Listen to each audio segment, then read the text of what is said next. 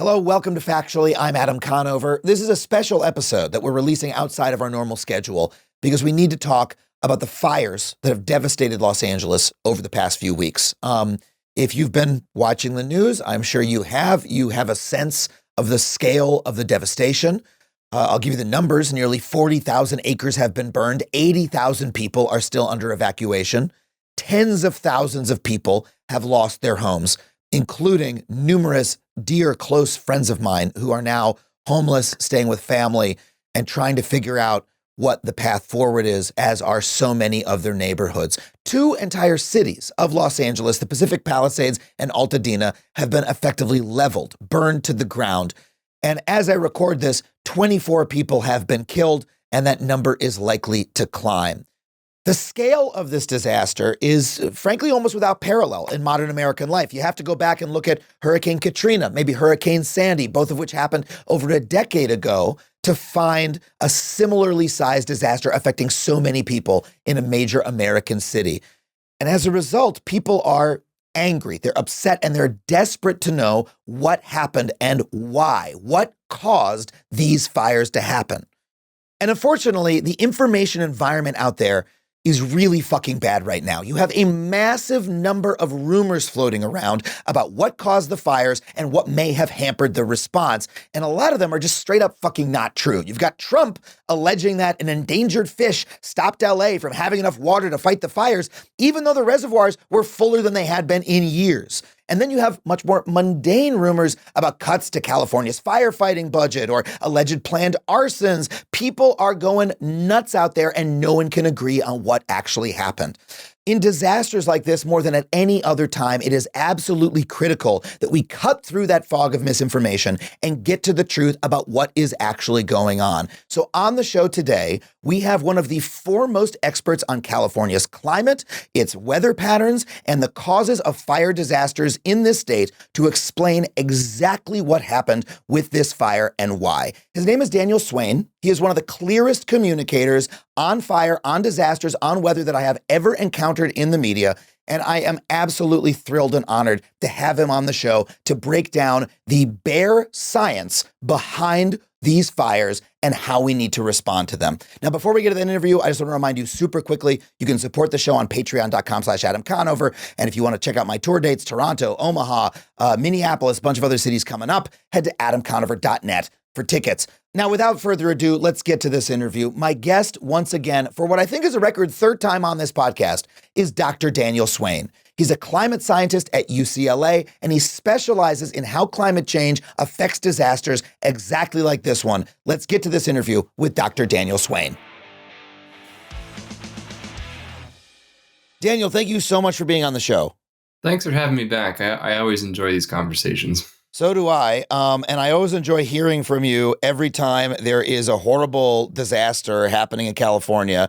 You pop up constantly in the LA Times, on television. You do a live stream whenever there are extreme weather events. Tell us a little bit about what you study, in your daily life and how that brought you to being, one of the most important voices in times of climate disaster. Well, thanks for that heady introduction. But I'm a climate scientist these days, but that means different things for different climate scientists. My own background is actually in meteorology, so the study of weather and how weather processes evolve and the prediction of weather. So my perspective on climate and climate change is kind of through the lens of these episodic extreme events, the extreme storms, floods, droughts, or weather adjacent events, which I think is what we can sort of think about wildfire as being as something that is very intimately tied to weather and climate, but is not itself, of course, an actual weather event. So, I study all of these things.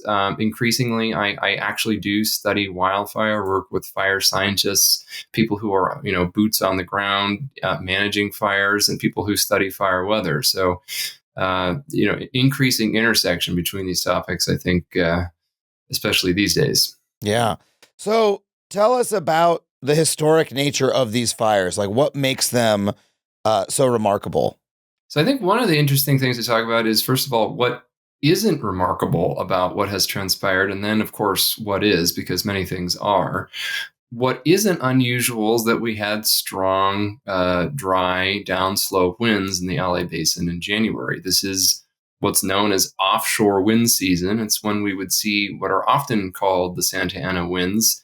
These were a little bit different than typical Santa Ana winds. And by these, I mean the ones that were occurring as these catastrophic fires burned through Altadena and Pacific Palisades last week. They were both stronger, more widespread, especially at lower elevations. So we saw these 80, 90 mile an hour wind gusts in the San Fernando Valley that caused some damage in their own right. And they were also from a slightly different direction. But generally speaking, if we were going to see winds like that, this is the time of year when you would expect to see those. And lesser winds from land to sea are not that unusual. But what was much more unusual, in fact, arguably historically unprecedented, was how dry it has been going into those winds. Yeah. So we had big winds during big wind season, but usually those big winds come after rains, not necessarily big rains, but at least something to get the ground meaningfully wet to allow that vegetation to start to uptake some of that water through the soil, through roots, and be a little bit less, for lack of a better term, ridiculously dry. But we didn't get that this year. The rainy season still is a no-show in LA and the rest of Southern California. It hasn't rained once in my area, period. A complete no-show. I mean, there's been like 1/10 of an inch of rain since May, and most of that fell months ago. I mean, that's a negligible amount of water. 1/10 of an inch. So literally in what, 8 or 9 months, 1/10 of an inch.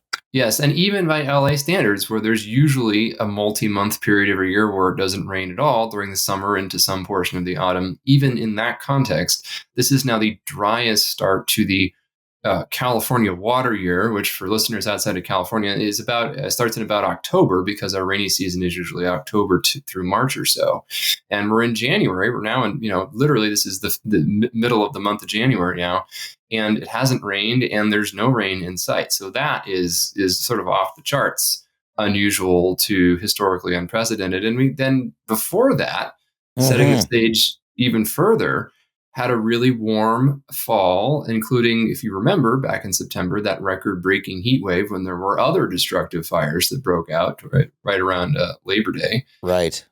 I always get my holidays confused. I believe Labor Day is the September holiday. But anyway, going back to September, it was really hot and record hot. And so we had this period of really accelerated, vegetation curing, if you will, back then.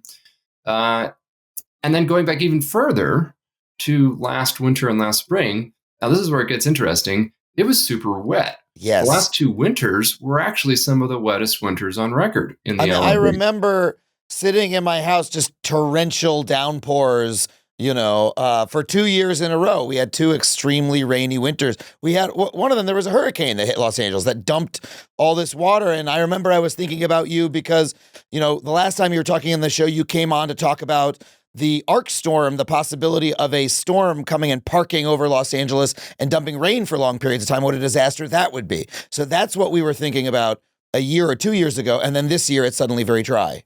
Yeah, so we've had this what we would call a wet to dry hydroclimate whiplash event, where we go from unusually wet conditions to unusually dry ones. And one of the reasons why that matters in the context of these fires, it's a little bit counterintuitive. Why would the unusually wet conditions increase the risk now?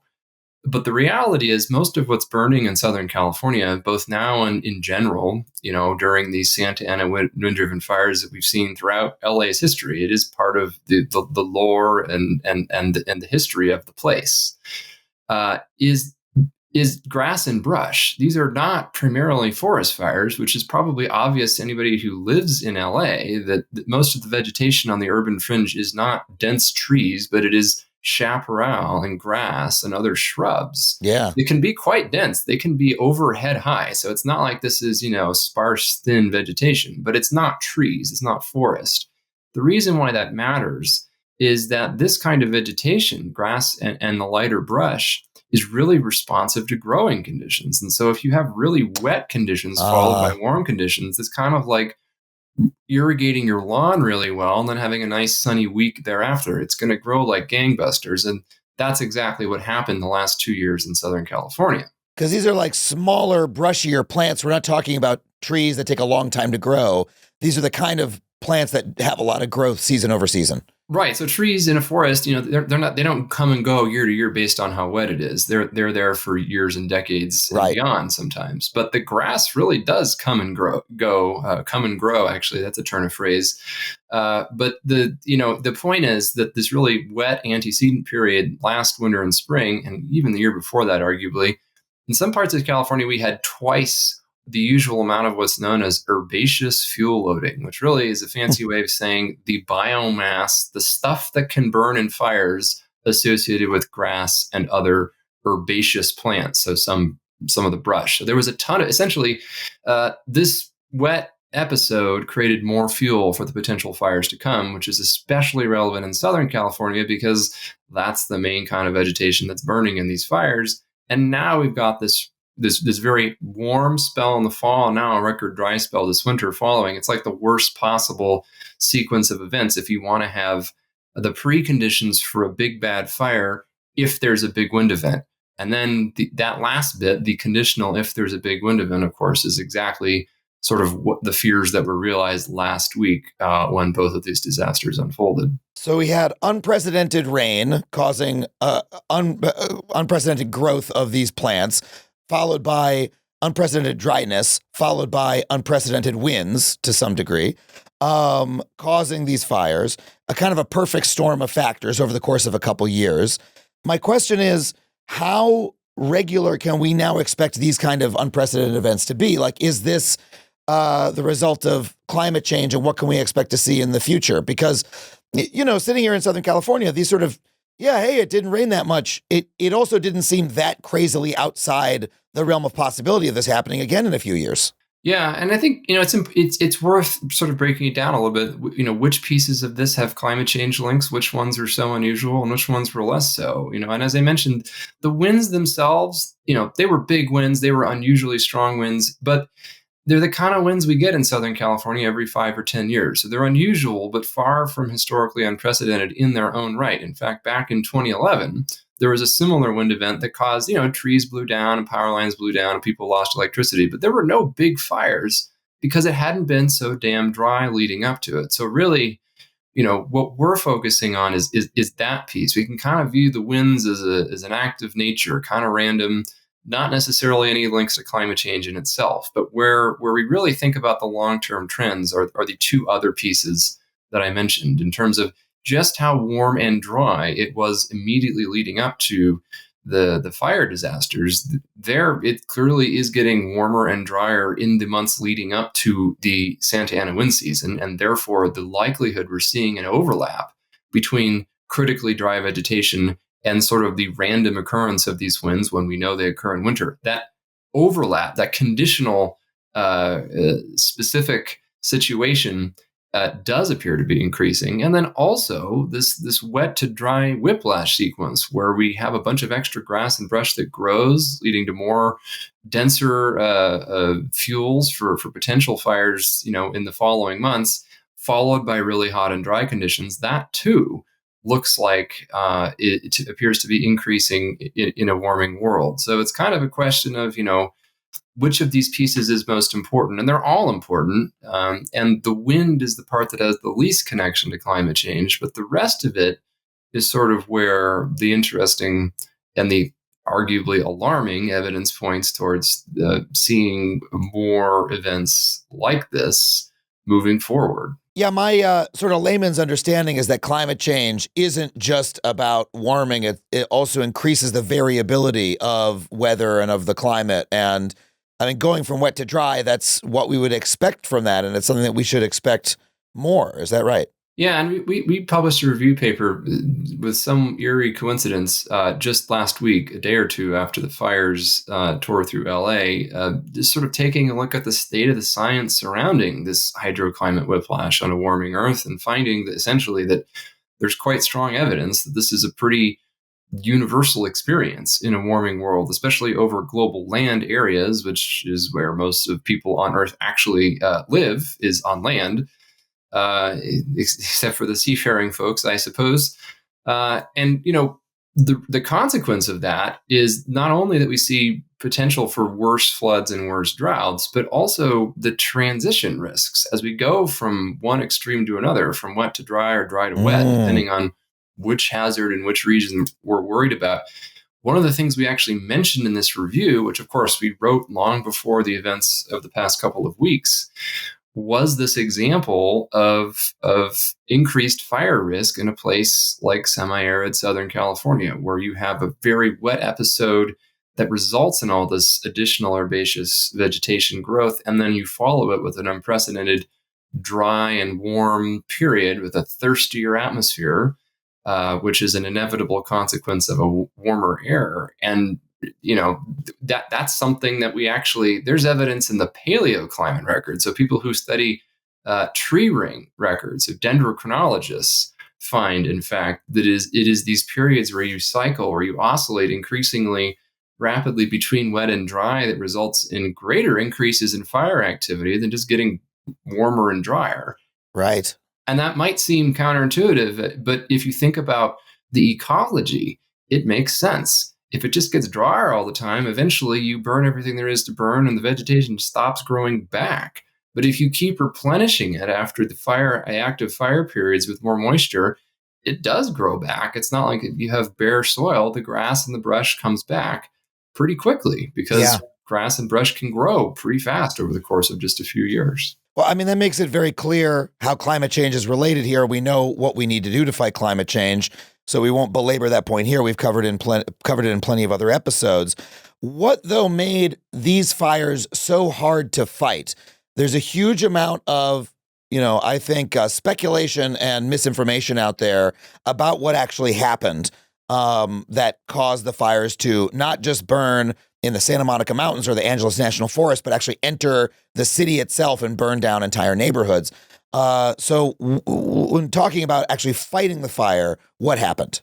So I think it's helpful to look, quite frankly, at just the dire circumstances that we had on the ground. I'm going to show a brief clip from what was at the time live news footage, incredibly, during this event. But I think we can discuss it after because there's some key clues as to why things were as bad as they were. So I'm going to share my screen for a moment, and you're going to see, I'm going to play this footage with the sound muted so I can narrate over it a little bit. But this was footage from the local ABC affiliate the night that the fire was actively moving through Altadena. And this is from one of the reporters on the ground. And what you're seeing is essentially just this firestorm. It really was an urban firestorm. And you're seeing this fire engulf whole trees and whole structures. But here's what I really want you to focus on. Look at how windy it is, the reporter on the left, and look at those embers that are blowing behind her and toward her and from the fire to some other direction. Essentially, what's going on is there's a blizzard, except that instead of snowflakes, it's billions and billions of embers that are just igniting. You can see it. That's igniting a new spot fire just in the irrigated grass, between the sidewalk and the street. Wow. There are firefighters there. They have hose lines down. They have water. They're trying to deal with this. But look now, even just that irrigated grass in the median is sending new embers into people's yards. There's just little spot fires everywhere, hundreds, even thousands of individual spot fires all throughout this urban area. And all the while, if you again look at the left again, you see these winds are gusting at times to levels that make it difficult to stand. Look at that ember storm. And that's what it's called. It really is this ember storm. And so I'll pause it here. But I think you get the idea. And maybe I'll even just okay. So that's the end of the part that I wanted to share here. The reason I think it's important to understand what the reality was on the ground, and there's some even more dramatic footage than that, frankly, where there are even stronger winds and just this continuous blizzard of embers. I mean, this woman is standing in the middle of there's embers swirling around her. It doesn't even look like a safe place to be standing. And it looks like anything would catch on fire that would be in the vicinity. Right. And so, and it's not a particularly safe place to be at all. And in fact, in that neighborhood is where quite a few people ultimately did not make it out with their lives in this fire. But what I really want to illustrate was it is a true firestorm. This was not a small fire that was moving gradually, nor I think another potential misnomer is that these kinds of fires, either wildland fires or wild urban interface fires, as this one unfortunately became, or even urban fires ultimately, as it was in the end, they don't spread contiguously. There's not always a wall of flame that advances steadily across the landscape. Sometimes there is, but in an extreme windstorm like this, and it truly was extreme. There were wind gusts of 70, 80, 90 miles an hour. Keep in mind, 90 miles an hour in some cases. The fire is not moving linearly, but it's moving highly in this hopscotch manner. So you have not just one contiguous, obvious flaming front to focus on, but thousands of individual fires that are constantly igniting downwind, and each one of those has the potential to themselves ignite dozens of new fires as these billions and billions of embers, known as firebrands. These firebrands, these flaming pieces of debris. Wow. In a fire, of course, fires are hot, and the more intense the fire, the more of an upward wind current that develops. Hot air rises, it's more buoyant than the cool air surrounding it. So you have these what are known as convection columns within the smoke plume. And then so these embers, these firebrands, these flaming debris get lofted vertically first where the fire is actually burning. And then in these 70, 80 mile an hour wind gusts get blown sideways, sometimes a mile, 2 miles. And I can tell you, I've personally seen a fast spreading wind driven wildfire jump a 6-lane freeway like there was nothing there. Wow. And so under these conditions, it's extremely difficult to get ahead of it, even if you have literally hundreds of fire engines and thousands of personnel. And you can't fly the aircraft when it's this windy. So the aircraft, the water dropping helicopters, the retardant dropping planes, they're out of the picture. So you're stuck with what you can get on the ground. And there were thousands of firefighters and other emergency personnel directly in the space doing the best that they could. But that's one thing, is the on-the-ground reality is the fire weather conditions just were off the charts. It was a 10 out of 10 windstorm plus extreme vegetation dryness. It's just difficult to get worse conditions than that. So that's one reality that I think some folks who didn't personally experience it don't quite understand. Yeah. You're imagining a slow-moving fire, fire breaks, and we contained it like we've seen for many years in Southern California. You're not imagining a large area of the city that is literally, there is a storm of fire happening. You have high winds, you have these embers blowing everywhere, everything in the area is firestorm, almost catching on fire simultaneously. How would you fight such a thing? Yeah, I mean, it really, I do think it's helpful to think of it of a blizzard of embers, literally Yes. a blizzard of embers. And so that's one piece, is the conditions on the ground were almost unbelievably extreme. And this was also true to a slightly lesser extent on the Palisades fire. It's the same story. The wind gusts were just 10 or 20 mile an hour lower. But really, when you're still talking about 60 or 70 mile an hour winds, that's really not much of a relief. And then there's a couple of other hard realities.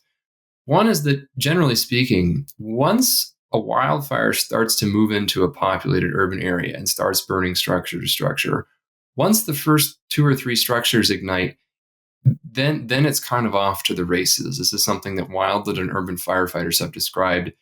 Once you really try and keep it out of the structures, because obviously you don't want structures to burn in the first place, but also because once 1 or 2 of them go up, now it's an entirely different type of fire. Because structures have much denser fuel in them, and they tend to burn much longer. So a tree goes up, it burns quickly and hot, but it might be completely done in a minute or 2, and then just smoldering thereafter. But a house or a commercial structure that catches on fire and becomes completely engulfed, it's going to burn for hours, and it's going to continuously emit thousands, millions of embers for that entire period that it's burning. And so each of those structures becomes a source for many new potential fires. And you can see how this is a classic sort of exponential growth, self-reinforcing, vicious feedback problem. Once you see 5, 10 houses on fire, now you have these gigantic columns of millions of embers now blowing downwind. And now the next round of the next block of houses catches, now you have twice as many sources. And quickly this balloons. So once it gets into the urban interface and this environment, it actually gets more difficult to fight than if it were just a pure vegetation fire. And because now, think of how many fire trucks show up if just one structure is on fire ordinarily. It's not one, it's not two. These days in LA, you might see 5 or 10 apparatus outside one burning building under normal circumstances. Yeah. And that's because that's what it takes to effectively and safely extinguish a fire like that. But you don't have those sorts of resources once you start to have dozens, let alone hundreds, let alone thousands of structures burning. Imagine we're talking about the total structural loss here being over 10,000.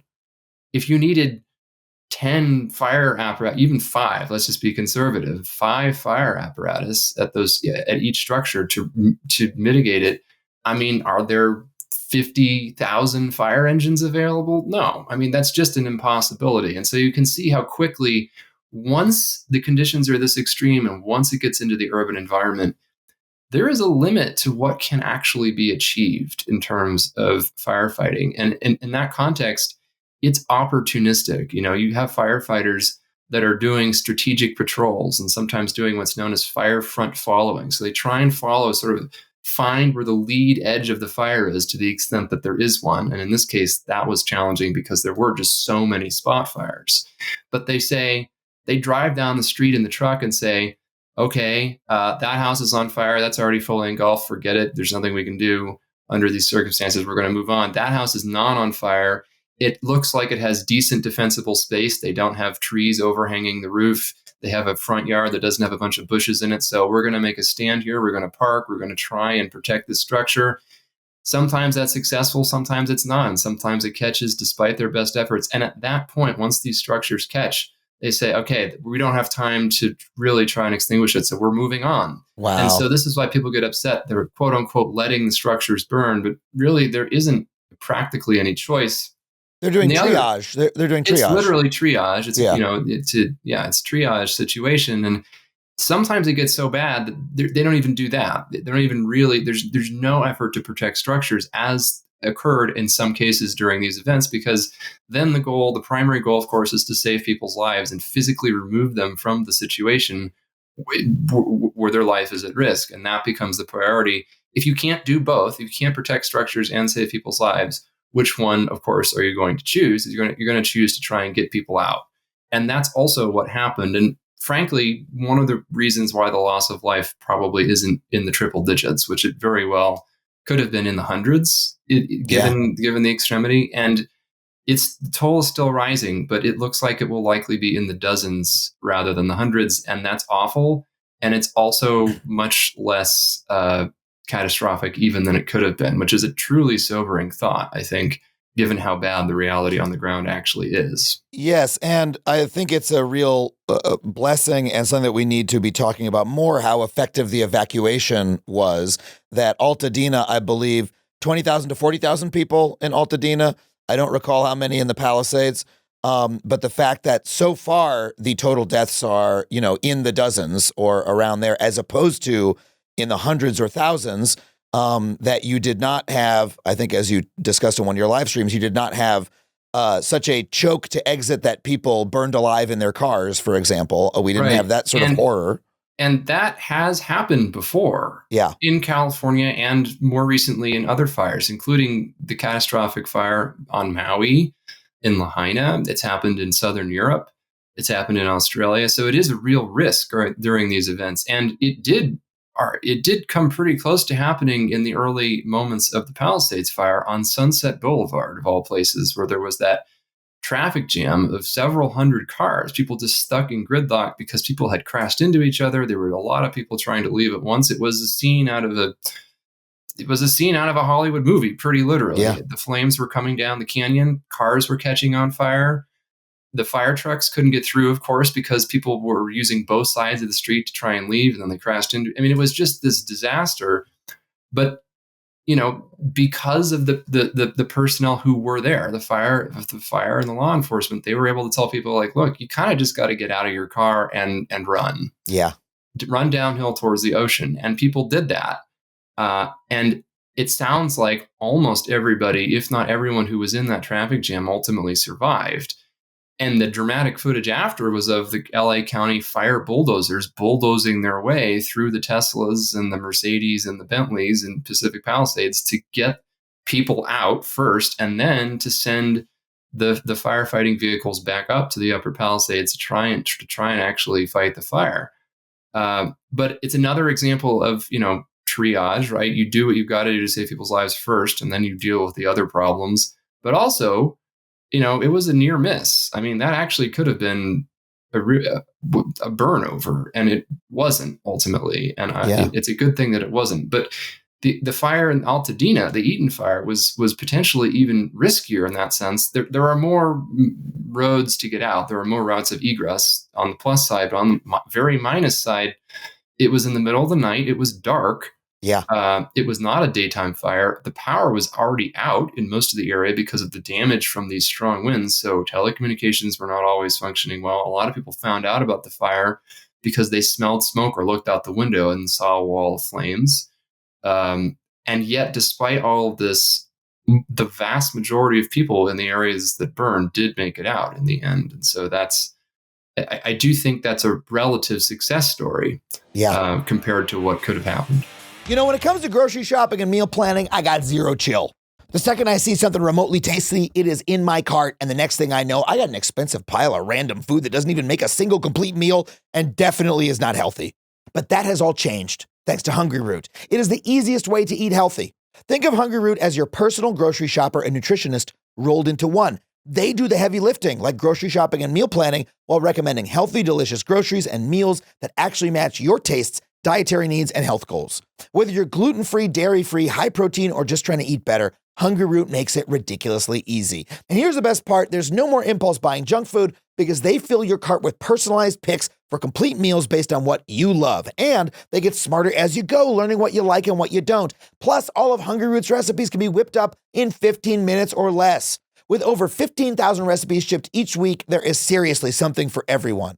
Hungry Root has completely transformed how I eat, and you are going to love them as much as I do. So take advantage of this exclusive offer. For a limited time, you can get 40% off your first box, plus get a free item in every box for life. Go to hungryroot.com/factually and use code factually. That's hungryroot.com/factually, promo code factually to get 40% off your first box and a free item of your choice for life. hungryroot.com/factually, promo code factually.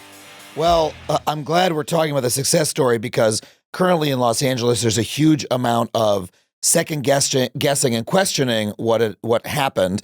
And there's a lot of people with their pet theories. There's a lot of talk of, they hooked the hoses up to the fire hydrants and no water came out. The fire department budget was cut in favor of giving cops and also firefighters pay increases. That is something that happened where money was moved away from some services in order to increase payroll. Total budget went up, but certain line items were cut. There's, Trump's assertion that water management is bad to save a smelt, to save an endangered fish. And so there's a whole, there's currently, I was just watching the news this morning and there was discussion of, was the fire department and the city properly prepared? Did they have the proper assets in the right places, knowing that the fire weather was coming? Right. But it kind of sounds like your assertion is that, look, this event was simply so large, it outstrips any preparation, that even if all those things had been different, not counting the smelt, because I don't even know what that one is talking about, but the rest of them, even if all, hey, we had a little bit more money in the fire department budget, we had assets preset, yada, yada, yada.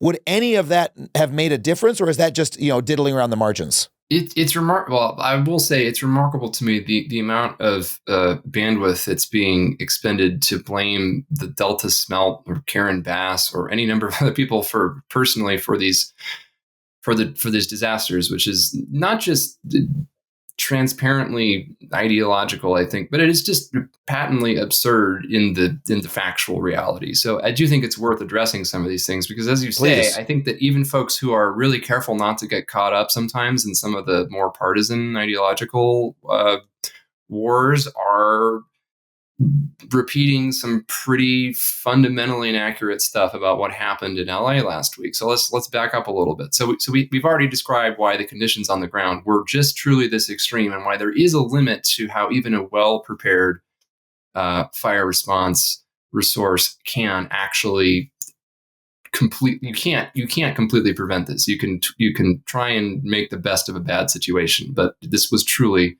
a dire situation. But in addition to that, there's all these questions about the water supply for firefighting, right? Right.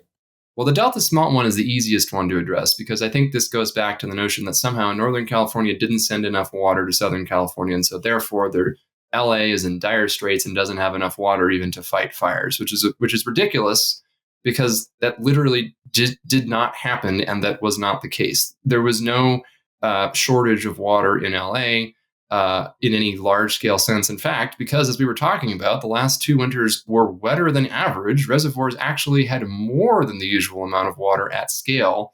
Not every individual reservoirs, but overall, there is more water than usual available in Southern California and available to LA. So that's just, you can check that one off the list as just not being correct. So can I ask, these reports of, the hydrants ran dry, what's the reason for that?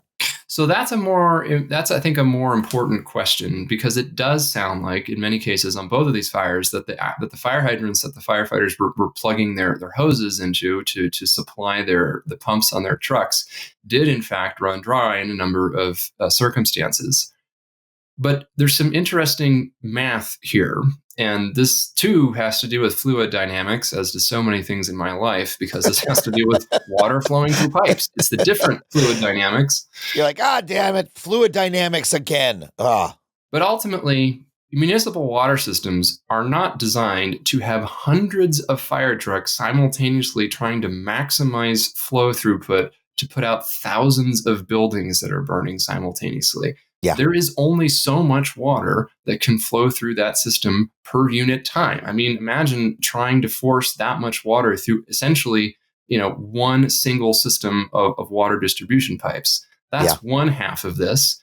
And the other half of it is that to make things much worse, not only was that the case, but once this fire had burned several hundred structures, and especially once it had burned several thousand structures, each of those buildings has water pipes in them. There are kitchens and bathrooms and laundry rooms in every single one of the structures that burned. And those pipes eventually become compromised. They either break or melt, depending on whether they're metal or plastic. And all of them start leaking. So you have hundreds of thousands of individual water leaks all at once at the exact moment that you have hundreds of fire vehicles tapping into a system that is not designed for either of these things. And so the hydrants ran dry. I mean, that is just a fundamental physical reality of what happens when there is a finite amount of water and there are a functionally infinite number of places where the water is coming out of the system. I think that's such an important point, because it's not that they ran dry because the quantity of water ran out. It's because the demand on the system simultaneously was too large. And so it's like, we ran out of water pressure. It's like, you're in an old house and you're taking a shower and someone turns on the faucet downstairs and your water goes boop. Like it was. Imagine if you had 10,000 people downstairs taking showers at the same time. I mean, exactly. Seriously. And when I was watching footage on the news and they were showing a burned home in Malibu, and there was a pipe exposed.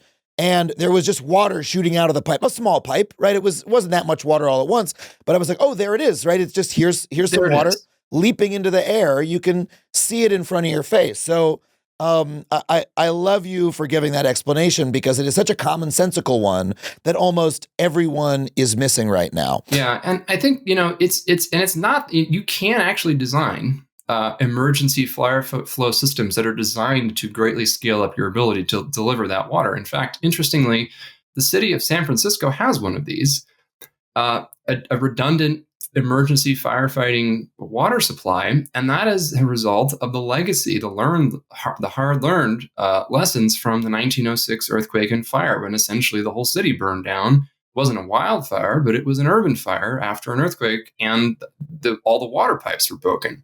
Today, there is a system that allows fire boats and fire engines to start pumping water from San Francisco Bay into a separate dedicated set of pipes that could be used to fight large fires should they develop especially following a major earthquake. That's the main reason it's designed. But San Francisco is a bit unique because it has that history, it has that understanding. It's also surrounded on 3 sides. It's also a relatively compact city surrounded on 3 sides by abundant salt water. So the situation there is different, but it is an investment that's been made there. You could design these systems, but they would be extremely expensive and also very logistically difficult to design in areas that aren't immediately adjacent to huge bodies of water. So, I mean, Altadena was 30 miles from the ocean, something like that? Yeah, and they aren't cheap. And, people are always complaining about taxes and how much it costs to run cities. And this is a trade-off, right? I mean, if you want to spend 5 times as much on your water bill, you could probably do this. You could have in your city or in your suburb a redundant emergency firefighting water supply. But it's not my place to decide whether that's an appropriate use of money or not. But it is a choice that we collectively make. There is a certain limit to preparedness at a certain level of expenditure. It's expensive to be prepared for the worst possible plausible events. And this was pretty much a worst case scenario. Let's talk about the firefighting force of Los Angeles and California.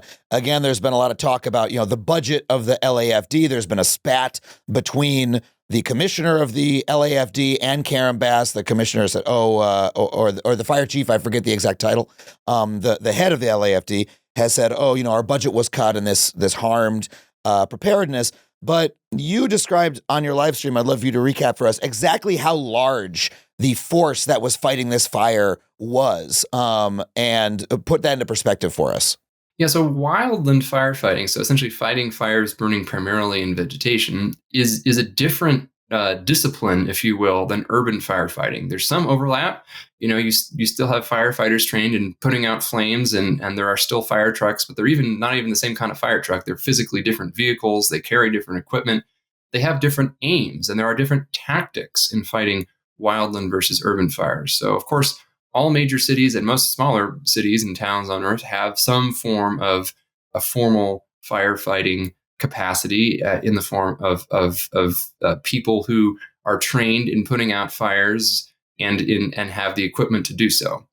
But what's different about wildland firefighting is that not everywhere on Earth has the specialized ability to do that at scale. And this is actually a big problem in some places when such fires break out, is there is less know-how, knowledge, and equipment available to fight wildland fires, especially when they threaten urban areas. But in California, a place famous, or probably I guess we could say infamous for wildfire, it's a famously fire-prone part of the world. There has been focus on wildland firefighting for really a century, if not a bit longer than that. And so within California, there's an agency known as CAL FIRE, right? It's formerly the California Department of Forestry. But essentially, it's this increasingly large, over the years, state-specific agency that's effectively a firefighting army. It is literally the size of the military of some small nations, and it does include thousands of personnel, hundreds of vehicles and other apparatus, and a number of specialized firefighting aircraft. This is essentially something that is paid for by taxpayers within the state of California and primarily benefits the state of California. And their main mandate is wildland firefighting. In some areas, they do other things as well, because it's sort of like a state-level fire department. But primarily, it's a wildland firefighting agency, and they're very specialized in this in a way that generally doesn't exist elsewhere at that scale. But within LA County specifically, there are additional layers. There's LA County Fire. And LA County is, of course, huge. Yeah. So it's, as large as some small nations. has a population greater than many U.S. states. So it makes sense that this exists as a large agency at county level. But LA County Fire, for a regional level fire department, also has an unusually high degree of specialization in wildland firefighting as well as urban firefighting, because there's, of course, big cities and a lot of wildland out there, a lot of open spaces with flammable vegetation, and a lot of intermix between these two things. So this agency also has bulldozers and wildland fire engines in their own firefighting aircraft, which is, again, unusual for a department at regional scale, a county level fire department. Then within the city of LA, or really the cities within broader LA more accurately, there are local fire departments that are primarily urban fire departments, but there too also have some enhanced wildland firefighting capacity, in most cases more than would usually be the case. And then on top of that, there is the mutual aid component. There is the U.S. Forest Service, of course, a federal agency. There's plenty of federal land and national forests in LA County. They too have a wildland firefighting capacity that comes into play during events like this. And then so too do the wildland firefighting capabilities of adjacent states. Once the emergency develops, the mutual aid is called in and people from other states start arriving as well. So that really, I know I'm going on, but it's really just to illustrate that there is at least 3 or 4 different layers of wildland firefighting capacity in Los Angeles. It isn't just the LA County Fire, it's also CAL FIRE and really other mutual aid agencies that are relevant to this. And there are very few other places on Earth that could say that they have that much wildland firefighting capacity. So we can argue about whether it's maybe still not enough. You could make that argument. But I think the argument that LA is woefully underprepared for this, especially given that a number of these resources were pre-positioned before the fires broke out in known high-risk areas, I think argues against that. Now, I'm not privy to the internal memos and the details of a lot of these developing, news stories and investigations. Could certain things have been done better? I mean, given how many people were involved in the response, like it's literally in the tens of thousands of people, I'm sure in retrospect, there will be things that could have been done better, and hopefully we'll learn those lessons. But to a first order at scale, was this a miserable failure of preparedness and firefighting? I don't really think that's the case. I think given the reality of the situation on the ground, this was a case of things just being so extreme that there was a limit to how much the destruction could be prevented. Yeah, I mean, you're describing California and Southern California specifically as having the largest firefighting capacity of maybe any region in the world. Like maybe we could find someone somewhere. Maybe we could find some somewhere. But you're talking about city, county, state. Most states don't have something like CAL FIRE, and most states are not as wealthy as California are able to fund such a thing. And then all the other agencies from elsewhere. And I know that the budget of CAL FIRE has gone massively up over the last couple of years. Like this is something that the state has put a lot of money into. It's hard to imagine having a much larger firefighting force that would be able to stop, as you say, a blizzard of embers, right? Like if we're saying, okay, well, we just need more firefighting capacity, how big could it possibly be? Like, could one even conceive of when we already have the largest force probably on the planet? Is there a firefighting force on Earth that could stop such an event, or is there one that's conceivable? I mean, I think that really gets at a deeper and uncomfortable truth in all of this, is that not just with respect to wildfire, but with respect to a lot of natural hazards and potential disasters, especially as a lot of these things get worse in a warming climate, we can't necessarily adapt and innovate and fight our way out of all of the bad things that can and sometimes do happen. And that is, I mean, a word that comes to mind is hubris. We assume that we have the ability to sort of conquer nature in some comprehensive and systematic way. And I think, we do to a point, but there are sufficiently extreme conditions under which that really isn't true anymore. I mean, it's sort of the analogy, could you build a 100-foot seawall along every, global coastline and prevent, flooding of coastal cities, even if the sea rose 100 feet? I mean, I guess, I mean, not really practically, but there's no physical impossibility to it. The impossibility is otherwise. Yeah. Could you have a firefighting force of 10 million people in LA? I mean, I guess if it was, if you want a make work environment, I mean, everybody in LA could be a firefighter, and maybe you'd be able to, but even then, I mean, the question is, it's always a question of costs and benefits. I mean, these agencies have huge budgets, and I don't necessarily think they're, people say they're bloated or whatever. I mean, that's a whole nother conversation. I don't necessarily think it's disproportionate to the level of risk there is, but are we willing to spend twice as much, 3 times as much, 10? Like what? It is ultimately a question of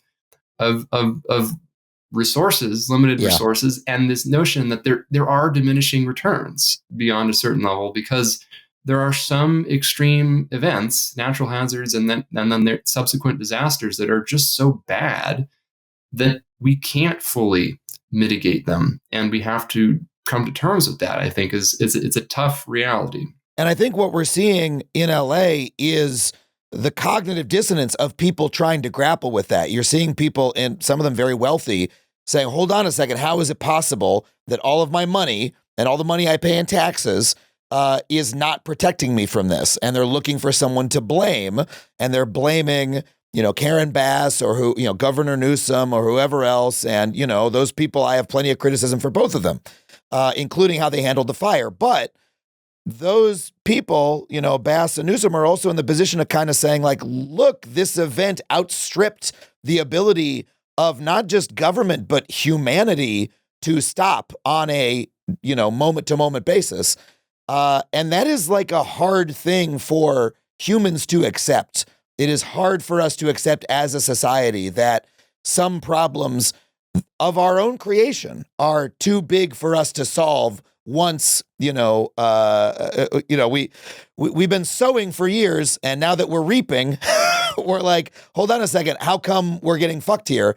And there actually is not an answer. The problem is, where we built our cities and climate change and all of the rest of it. And that's a difficult thing for us to grapple with societally. And we're finally starting to, it's time to pay the piper. Yeah, I mean, people are lashing out and looking for people to blame. And look, as you say, I'm not personally defending any individual in this. And I am certain that there will turn out to have been mistakes that were made and things that could have been done better. But I think exactly as you've just highlighted, the places where I really think we need to be focusing our energy, if the goal is to make this less likely in the future, is less blaming individual people for perceived failures, some of which are just factually impossible and in denial of basic physics, but to really think about, okay, what can we do differently? And a lot of what we can do differently is, as you say, thinking about what can we do to make individual structures and communities, in this case, more fire resilient. And this is where, one line that's come out that I'm a little bit worried about is we're going to remove all the red tape for people rebuilding.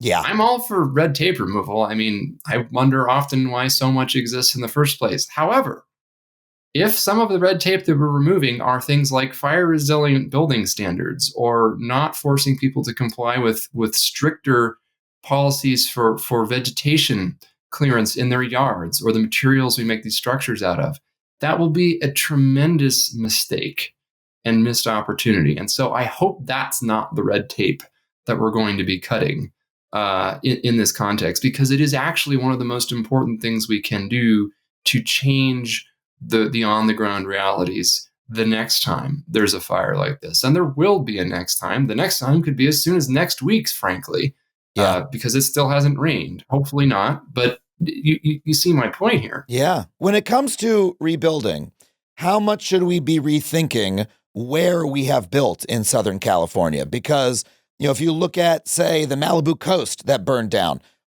these houses along the beach, right, in this like narrow strip between the PCH highway and the ocean. I mean, this is a place where fire is endemic. It happens, at least every couple of years there's a fire in that area. Or both the Palisades and Altadena, these are areas that back up, these are suburbs that back up against, national forest in one case, I believe a state park in the other case. This is the wildlife urban interface. And the rallying cry is to rebuild. Are these places that we should be rebuilding? Do we need to rethink where we are living in this part of the state? And I think the same question applies to a lot of places in the country that, might be similarly vulnerable. I mean, I think this is a big and growing question, as you say, not just in California with respect to wildfire, but elsewhere with respect to other hazards. Why do we keep rebuilding houses that keep getting washed out to the ocean in Florida from hurricanes, for example? A similar question.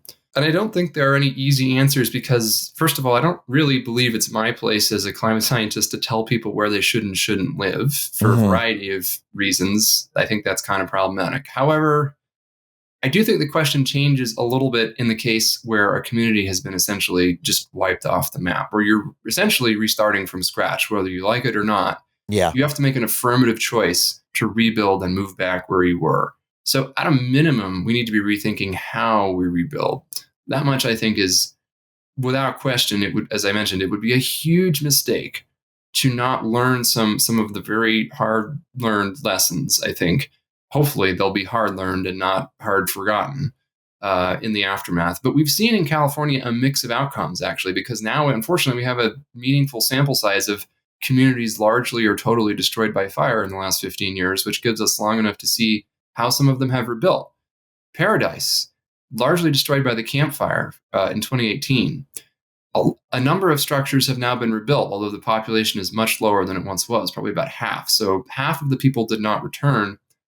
And some of the structures have been built in a more fire resilient way, but others have been rebuilt almost exactly as they were before. And now there's just a bunch of abandoned lots full of dense brush in between these structures that were rebuilt in a way that the community, I think, is at high risk of fire once again already. Santa Rosa, the Tubbs fire, the eastern suburbs of Santa Rosa, again, a bit of a mix. Some of these individual structures I was up there, this fall, and some of them are clearly built differently with fire resilience in mind.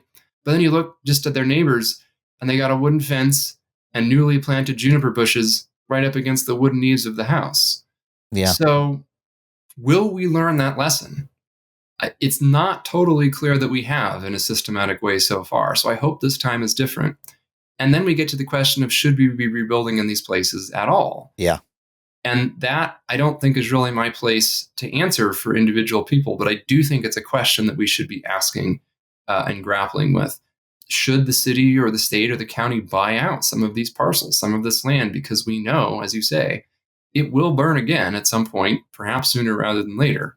That's not true everywhere. And people say, why do people live in these high-risk zones for wildfire? Like, well, you and several million other Californians. I mean, it's not just at the margins, as we've seen. Should we not repopulate, downtown Altadena? I don't think the answer is yes. I think people will, and probably reasonably will end up back there. But are there some places where the risk is just unacceptably high of this happening again? I think the answer is probably yes also. But that's a question I don't know that we're fully prepared to be having, because it involves things other than the physical science that, and it involves value judgments. And it involves sort of your balance of risk assessment about the future. And those are all very difficult conversations to have, especially in the immediate wake of a disaster. And yet that's exactly when we need to be having it if we aren't going to make the same mistakes we've made historically. Yeah, I think that's a great way of putting it. It's less a matter of telling individuals, hey, you should or shouldn't live here. People can make their own decisions, especially with a parcel of land that they still own. They can decide whether to sell it or et cetera. But I do think there's a policy question of should our state government or the federal government be subsidizing people to rebuild in these particular areas? And should the public be taking on the risk by subsidizing those things? And we might reach a point where that subsidy is just impossible, where private insurance will no longer offer fire insurance in these areas, or that will finally receive political pushback towards rebuilding in those areas. I mean, we're pretty much getting there with insurance at this point. In fact, we were getting there before these dual disasters, which will probably end up being the single most expensive wildfire disaster ever. Given the scope and the property values involved together. And I don't know what the future holds in California, with respect to residential insurance, because when the insurer pulls out of a market somewhere, what is that really telling you? Yeah. It's telling you that there is essentially no premium that they can charge realistically that is going to convince them that they won't lose money. And what that means is that this has gone from being a financial product that was sort of a you probably will never use it kind of product to being one where you probably will need to use it. And that's a whole it's actually meaning that home insurance is becoming more like health insurance, something that you do actually expect to use. And it's a whole different ballgame. Yeah. And they're also saying that this is a money loser. They're saying that if you have a house here, it is so likely to burn down that we cannot insure it at any price because we expect its value to drop to zero because it will burn down in the next few years. And that means you as a homeowner are taking an unacceptable risk. I mean, it's like going to the casino and playing roulette. It's like if you play roulette long enough, you're losing all your money. It doesn't matter because the odds are just against you. And that is what they are saying it means to own a home in that area. If they are to pull out, which they have not done yet, but is a constant sort of threat at this point, are insurers going to cover these places at all? And that, we have this expectation in America, we can live wherever we want. There'll always be someone to insure it and we'll always be covered. And we might need to change that idea as a society that we can simply, I'll build a home out in the woods, right in the middle of a fire zone. I can get someone to insure it and the government will protect me. Might not be the case anymore.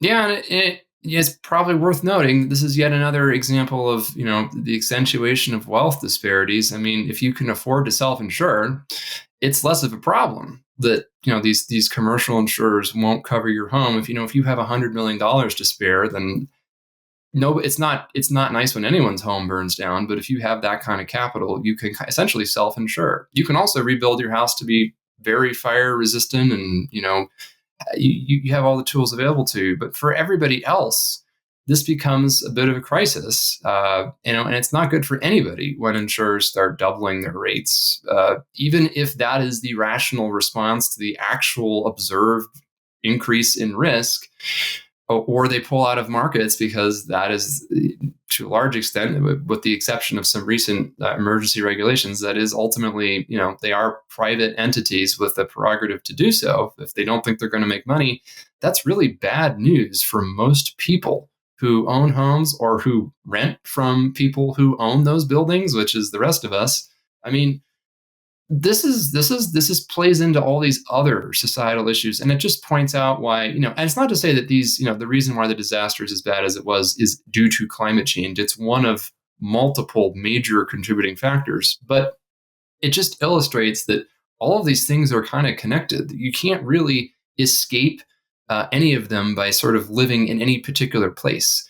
Obviously, the wildfire risk in Miami is like zero, but it's not that you're risk-free. It's just that you have other things to worry about. It's the same story there, but with hurricanes. Yeah. In the central US, again, it's just a different kind of hazard, but it's the same kind of story that's unfolding in so many places. And so I think that's, for me, as a climate scientist and as somebody who works with people and walks people increasingly through these episodic disasters as they unfold in real time, which is not a great feeling, by the way. There's no joy in I told you so. It's actually just progressively more horrifying each time these predictions come to pass. It really makes me wonder, whether we're sufficiently grappling with the bigger problems at scale. Yeah, so let's talk about those bigger problems because let's return the subject to climate change. Because when these fires happened, and I saw the scale of devastation, to me, my first thought was, this seems like the first chapter in a near future science fiction novel or film about climate change. Literally, the Kim Stanley Robinson book, Ministry for the Future, I interviewed Kim about that book on this show, is a science fiction novel about, the next 100 years of fighting climate change. And it begins with events happening around the world that are unignorable, that finally wake up the world to this threat.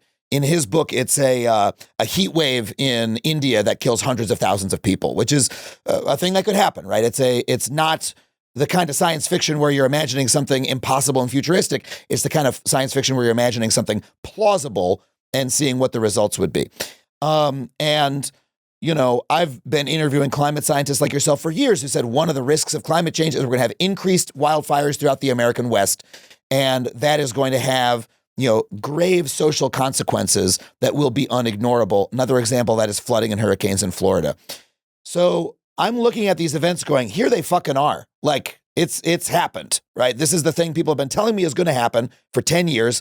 Now it has. We've got, tens of thousands of people displaced in Southern California. Do you think that we are finally seeing, the first steps of the climate change playing out in a way that will become politically unignorable and that will create some kind of realignment? I mean, if you have private insurers pulling out of large parts of Southern California, that creates a huge financial impact that will force a change in behavior. Are we starting to roll down that hill, perhaps? Maybe.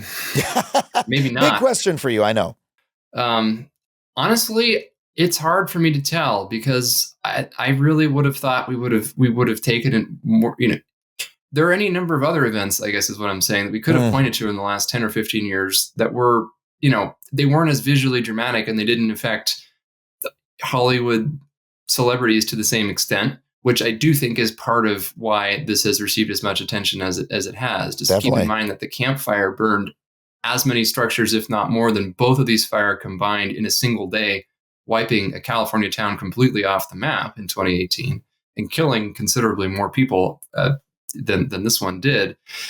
But I think, I don't know. And there have been similarly catastrophic events that are some of them are fire related, some of them are otherwise related, but still related to climate change, in Europe and Australia and other wealthy parts of the world over the last 5 or 10 years. And I really, we're recording this conversation the week before the presidential inauguration in the U.S. We know how the election went. We're on track to have at least another 4 years where we don't address these problems meaningfully at national scale, and we will probably backslide some. To be clear, we were not doing nearly enough as of the end of 2024. So I still have plenty of criticism for everybody involved, but it's likely that we'll do even less, if not actively try to reverse some of the progress that's been made. And by that, I mean progress on reducing and zeroing out emissions, which is the underlying problem of climate change, but even things like trying to stabilize the insurance market or ensuring more equitable disaster relief and preparedness, all of these things. I mean, there's even questions about whether the viability of NOAA and the National Weather Service going into this new presidential administration, this agency that literally predicted in all caps the days before these fires unfolded, extremely dangerous and life-threatening wind and fire weather conditions, please consider preemptive action. And that resulted in this pre-positioning of resources. I mean, I'm reasonably optimistic that won't completely go away, but one of the things I found scariest in reading, I didn't read the entirety of the Project 2024 documents by the Heritage Foundation, which I think at this point we have every reason to believe will be a guiding document for the incoming administration. I'm a strong believer of taking people at their word when they say they're going to do something explicitly and repeatedly, despite winking when they do so. But one of the things I found in the section that discusses climate change and weather prediction and NOAA and other federal agencies involved in it, I was less surprised, still concerned, but less surprised to hear that, climate change is a hoax and, there's all these agencies are exaggerating the threat for, to receive funding. Like, okay, we've had that argument since 1994, so that's nothing new. But the scariest part to me was a passage that reflects on the futility of preparing for the future, of trying to predict what's going to happen and trying to prevent bad outcomes. Wow. That is a terrifying philosophy that completely flies in the face, I think, of most of the human progress that we've achieved in civilization. Most of the good things that have happened because we're looking forward, we're looking to the past to learn lessons, extrapolating to the future to look and see where bad things could happen, and then actively doing stuff to provide either prevent those bad things from happening or make them less bad than they would have been. Yeah. That's the guiding principle that I have in my role and my job. I feel that it is a good guiding principle for the good things that can come from humanity. And yet there's this explicit statement that that is both undesirable and anyway, in any case, impossible. Yeah. So for me, I do wonder what's next. And I do wonder if perhaps part of the reason why we haven't made more progress is because maybe that is not as universal a guiding principle as I guess maybe naively assumed that it was. I mean, I think it's still a guiding principle of human society. I think that it's what most people want to do in their daily lives. And it's something that government has historically done quite effectively, or the United States government has done quite effectively. We have a problem. We have trouble moving goods around. Let's build an interstate highway system. It's just like basic shit, of, we're going to look ahead. We have expertise. We have science. We will find a solution and we will build it. And climate change at one point was one of those problems with the solution that we were building towards as recently as the 80s, the first Bush administration, I believe, famously had a plan to tackle climate change, and acid rain, was a similar, a climate problem that was a problem that we identified and then largely fixed, by the way, because we decided to fix it. Exactly. And that is the type of problem that climate change is. And yet we have had a small group of people who it is not in their self-interest to have those solutions made. And so they have promoted, an entire campaign of denying the problem, sowing doubt about it, and politicized it to the degree that when you said that just now, hey, I thought part of the human experience, the human project, was predicting the future and mitigating it. I was like, oh yeah, I forgot that this wasn't a political issue. I forgot that this is just like a basic engineering problem, the thing that humans have been doing since, it's why we go look at the pyramids, right? It's why we look at, the irrigation systems of, ancient civilizations and say, wow, look what we've built since. That's the type of problem that climate change is, just a basic human problem. It's not a political problem. And yet I had so thoroughly forgotten that because I've been living in the American political culture for the past few decades, as have all of us. This actually it's a big, hard collective action problem, but that's the type of problem we've tackled before in the past, and we know what the solution is, et cetera. I'm repeating something commentators like myself have repeated for decades now. It's mind-boggling that we are not addressing it as we should be, and we are seeing the results today. This is the result: tens of thousands of people homeless, tens of thousands of structures burned down, dozens of people dead, and a surety that it's going to happen again in the near future, and doubt that we are actually going to do anything about it. That is the world that we live in. Well, and the irony, and maybe a bit of silver lining, actually, in the specific context of California wildfire disasters, is that even though climate change is making the problem worse, I actually don't think that addressing climate change is the number one thing we need to do to prevent the next wildfire disaster. It's actually everything else, which is both daunting, but also maybe a little bit more tractable, because it is something that can be tackled at a state level, at a county level, at a city level, at a neighborhood level, even at an individual structure level. People can do things to reduce their own individual risk. Communities can collectively do things to reduce their risk. States can mandate different building codes. People can add ember-resistant vents and clear the brush away from their houses. I mean, there are things that can be done. So it's not to say all of this is hopeless. In fact, those are probably much lower hanging fruit, as much as I hate to say it, versus actually solving the piece of this that's related to climate change anytime soon. Those are things you could start tomorrow and be done by the next fire season in some places. And so in some ways, that's a very constructive, positive way to look at this.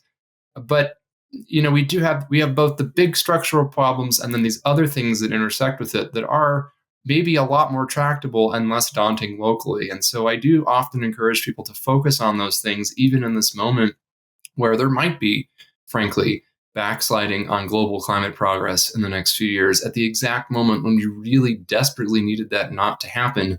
It doesn't mean there has to be backsliding on all of these other things related to resilience and improving our communities as they are now at local level. And so that's why I think it's so important to cut through the bullshit, frankly, that we're hearing about these LA fires, and to really, get down to brass tacks about what the actual structural problems are that are addressable. There certainly are many. It just isn't what people have focused on, and that's why I think it's so important to redirect that conversation toward where we can actually make improvements. Right. And I think the one feeds into the other. Planning for the future is planning for the future. If we are arguing about, a couple $1,000,000 here or there in the budget, who's to blame, smelt and bullshit, we're not planning for the future. If we are talking about resiliency, how do we rebuild in a way that is resilient? How do we fireproof Los Angeles? How do we improve Los Angeles's, density and pattern of development to be more fire safe?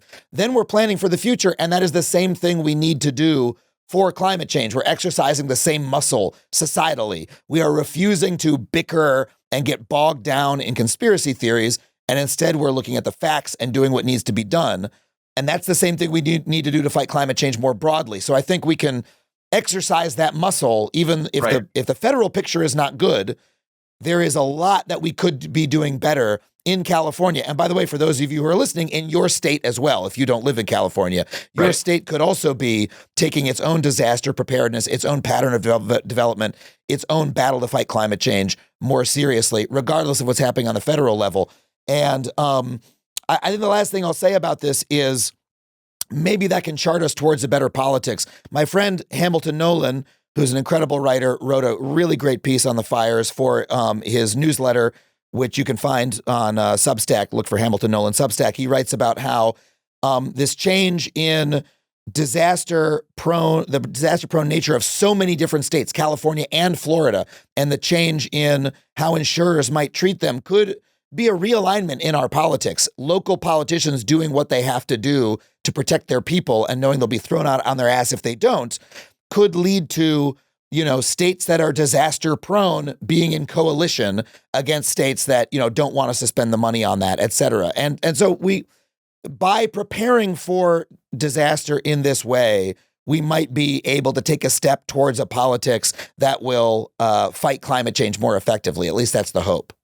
Yeah, I think that's all essential. That's correct. I think it's a good encapsulation of some of the more disparate threads I've been trying to weave here, and I think that is, I think, maybe the most realistically optimistic spin I think that we can put on all of this that's transpiring in this moment, especially as we head into the inauguration next week and thinking about what's going to come in the next several years.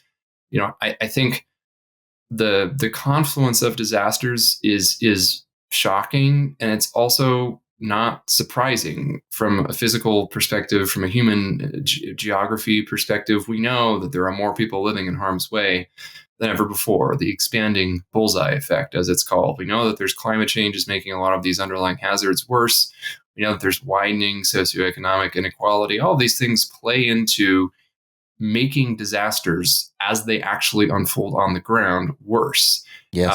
And each one of them is important, but also each of these can be tackled, each of these contributing factors, somewhat independently and at different scales of political aggregation. And so I think that's an important thing to remember. Well, Daniel, I can't thank you enough for coming on the show and for your work explaining what has happened to so many people. You're one of the most important communicators on this, in my view. You're so clear and knowledgeable, and you cut to the heart of the story in a way that so few people in the media do. So I can't thank you enough for spending the time. If people want to follow you and follow your work, where can they find you, especially your live streams, which I think are, have been really essential viewing during this time? Well, thanks for that, Adam. You can find me, as you mentioned, on YouTube, where I have both scheduled and emergency live sessions. My handle is @WeatherWest. I've also hosted the Weather West blog at weatherwest.com for over 15 years now, as hard as that is to believe. That's Wow. A fairly old website on the internet these days. And I'm also all over social media. I'm really scaling up on Blue Sky these days at Weather West, but I've been on Twitter, or X as it now is, forever at weather_west. So I'm frankly pretty easy to find on the internet, for better or for worse.